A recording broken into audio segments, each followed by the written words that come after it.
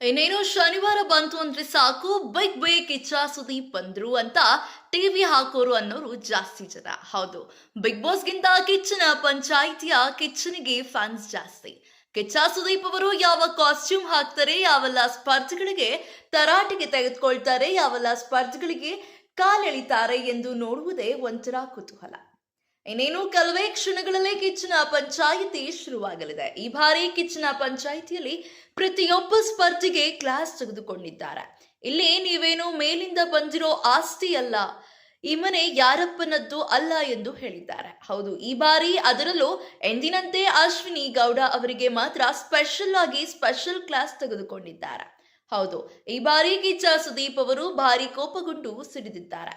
ಯಾವ ಒಂದು ಕಾರಣಕ್ಕೆ ಕೋಪಗೊಂಡಿದ್ದಾರೆ, ಅದರಲ್ಲೂ ಅಶ್ವಿನಿ ಅವರಿಗೆ ಯಾಕೆ ಎಷ್ಟು ಸ್ಟ್ರಿಕ್ಟ್ ವಾರ್ನಿಂಗ್ ಅನ್ನು ಕೊಟ್ಟಿದ್ದಾರೆ ಎಂಬ ಮಾಹಿತಿಯನ್ನು ತಿಳಿಸ್ಕೊಡ್ತೇನೆ. ಅದಕ್ಕೂ ಮುನ್ನ ನೀವಿನ್ನು ನಮ್ಮ ಚಾನೆಲ್ಗೆ ಸಬ್ಸ್ಕ್ರೈಬ್ ಆಗಿಲ್ಲ ಅಂದ್ರೆ ಈ ಕೂಡಲೇ ಸಬ್ಸ್ಕ್ರೈಬ್ ಆಗಿ ಹಾಗೂ ಪಕ್ಕದಲ್ಲಿ ಕಾಣುವಂತಹ ಬೆಲ್ ಐಕಾನ್ ನ ಕ್ಲಿಕ್ ಮಾಡಿ. ಕನ್ನಡ ಬಿಗ್ ಬಾಸ್ ಸೀಸನ್ 12ರ ಪ್ರತಿಯೊಂದು ಲೇಟೆಸ್ಟ್ ಅಪ್ಡೇಟ್ಸ್ಗಳಿಗಾಗಿ ಆಲ್ ಆಪ್ಷನ್ ಅನ್ನು ಕ್ಲಿಕ್ ಮಾಡಿ. ಹೌದು, ಬಿಗ್ ಬೇ ಕಿಚ್ಚ ಸುದೀಪ್ ಅವರು ಅಶ್ವಿನಿ ಗೌಡ ಹಾಗೂ ರಾಶಿಕಾ ಅವರ ಮೇಲೆ ತುಂಬಾನೇ ಕೋಪಗೊಂಡಿದ್ದಾರೆ. ಕಾರಣ ಮತ್ತೆ ರಕ್ಷಿತಾ ಅವರನ್ನು ಪರ್ಸನಲ್ ಅಟ್ಯಾಕ್ ಮಾಡಲಾಗಿದೆ.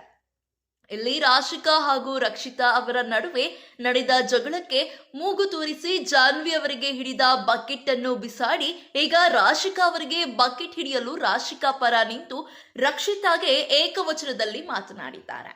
ಇಲ್ಲಿ ನಡೆದದ್ದು ಇಷ್ಟೇ.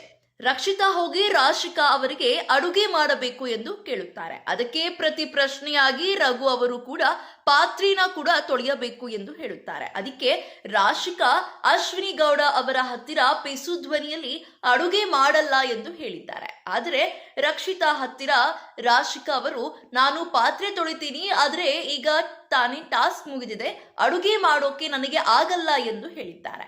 ಅದಕ್ಕೆ ರಾಶಿಕಾ ಅವರು ಹೇಳಿದಂತೆ ರಾಶಿಕಾ ಅವರು ಪಾತ್ರೆ ತೊಳಿತಾರಂತೆ, ಆದರೆ ಅಡುಗೆ ಮಾಡಲ್ವಂತೆ ಎಂದು ರಘು ಅವರ ಹತ್ತಿರ ಹೇಳಿದ್ದಾರೆ. ಈ ವಿಚಾರಕ್ಕೆ ಸಂಬಂಧಿಸಿದಂತೆ ರಕ್ಷಿತಾ ಅವರ ಮೇಲೆ ಕೂಗಾಡಿದ್ದಾರೆ.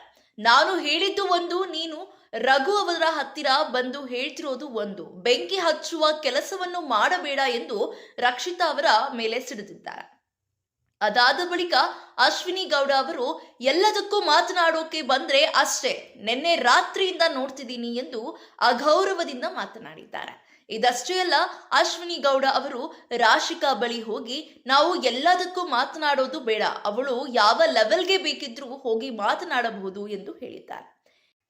ಇಂದು ನಡೆದ ಕಿಚ್ಚನ ಪಂಚಾಯಿತಿಯಲ್ಲಿ ಕಿಚ್ಚ ಸುದೀಪ್ ಅವರು ಹಿಂದಿನ ವಾರಗಳಲ್ಲಿ ರಕ್ಷಿತಾ ಶೆಟ್ಟಿ ಅವರನ್ನು ಎಸ್ ಕ್ಯಾಟಗರಿ ಎಂದು ಹೇಳುತ್ತೀರಿ, ಇದು ಸೋಷಿಯಲ್ ಮೀಡಿಯಾದಲ್ಲಿ ಭಾರಿ ಚರ್ಚೆಯಾಗಿದೆ ಕೂಡ. ಮತ್ತೆ ಇನ್ನೊಂದು ವಾರದಲ್ಲಿ ಸುಧೀರ್ ಅವರು ನಿಮಗೆ ಆ ಯಮ್ಮ ಎಂದು ಹೇಳಿದಾಗ ನನಗೆ ರೆಸ್ಪೆಕ್ಟ್ ಕೊಡಿ ಎಂದು ಕೇಳ್ತೀರಾ. ಅದೇ ಮುಂದಿನ ವಾರದಲ್ಲಿ ವೈಲ್ಡ್ ಕಾರ್ಡ್ ಎಂಟ್ರಿ ಕೊಟ್ಟಾಗ ರಘು ಅವರು ಏಕವಚನದಲ್ಲಿ ಮಾತನಾಡಿದ ಮಾತುಗಳಿಂದ ನನಗೆ ತುಂಬಾನೇ ಬೇಸರವಾಗಿದೆ ಎಂದು ಹೇಳ್ತೀರಾ. ಮೊನ್ನೆ ನಡೆದ ಎಪಿಸೋಡ್ನಲ್ಲಿ ರಾಶಿಕಾ ಹಾಗೂ ರಕ್ಷಿತಾ ನಡುವೆ ನಡೆಯುತ್ತಿರುವ ಜಗಳಕ್ಕೆ ಮಧ್ಯೆ ಮೂಗು ತೂರಿಸಿ ಅವಳು ಯಾವ ಲೆವೆಲ್ಗೆ ಬೇಕಾದರೂ ಹೋಗ್ತಾಳೆ ಎಂದು ಹೇಳಿದ್ದೀರಿ. ವಿತ್ ಲಾಟ್ ಆಫ್ ರೆಸ್ಪೆಕ್ಟ್, ನಿಮ್ಮದು ಯಾವ ಲೆವೆಲ್ ಹೇಳಿ ಮೇಡಮ್ ಎಂದು ಸುದೀಪ್ ಅವರು ಕೇಳಿದ್ದಾರೆ. ಇದಕ್ಕೆ ಅಶ್ವಿನಿ ಗೌಡ ಕೂಡ ತಲೆ ಬಗ್ಗಿಸಿ ಸುಮ್ಮನಾಗಿದ್ದಾರೆ. ಅದಷ್ಟೇ ಅಲ್ಲ, ನೀವಿಲ್ಲಿ ಬಿಗ್ ಬಾಸ್ ಮನೆಯ ಒಬ್ಬ ಸ್ಪರ್ಧಿಯಷ್ಟೇ. ಈ ಮನೆಯಲ್ಲಿ ನೀವು ನಿಮ್ಮ ದರ್ಪವನ್ನು ತೋರಿಸುವುದಕ್ಕೆ ನಿಮಗೆ ಯಾವುದೇ ಅಧಿಕಾರ ಇಲ್ಲ. ಟಾಸ್ಕ್ ಎಂದು ಬಂದಾಗ ನಿಮಗೆ ಅಧಿಕಾರವನ್ನು ಕೊಟ್ಟಾಗ ಮಾತ್ರ ನೀವು ಆ ಅಧಿಕಾರವನ್ನು ಚಲಾಯಿಸಬೇಕು. ಆದಷ್ಟು ನಿಮಗೆ ಏಕವಚನದಲ್ಲಿ ಮಾತನಾಡಿದಾಗ ಅದು ತಪ್ಪು.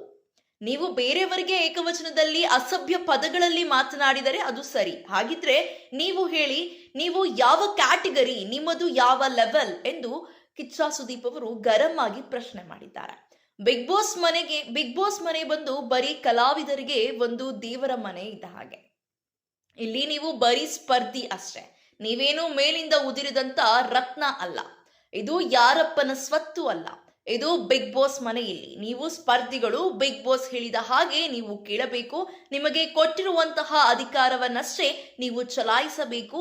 ನೀವೇನಾದರೂ ಇಲ್ಲಿ ಬೇರೆ ಸ್ಪರ್ಧಿಗಳಿಗೆ ಬಿಗ್ ಬಾಸ್ ಆಗಲು ಹೋದರೆ ಬಿಗ್ ಬಾಸ್ ಮನೆಯ ಡೋರ್ ಅನ್ನು ಬಿಗ್ ಬಾಸ್ ವೀಕ್ಷಕರು ಓಪನ್ ಮಾಡಿಸ್ತಾರೆ. ಇದು ನೆನಪಿರಲಿ. ನಿಮ್ಮ ವ್ಯಕ್ತಿತ್ವ, ನಿಮ್ಮ ಭಾಷೆ, ನಿಮ್ಮ ನಡವಳಿಕೆ, ನಿಮ್ಮ ಹಾವಭಾವ ಪ್ರತಿಯೊಬ್ಬ ಕನ್ನಡಿಗ ಹಾಗೂ ಕನ್ನಡತಿಯರು ಟಿವಿಯಲ್ಲಿ ಪ್ರತಿನಿತ್ಯ ವೀಕ್ಷಿಸುತ್ತಿರುತ್ತಾರೆ. ಅದನ್ನು ಮರೆಯಬೇಡಿ.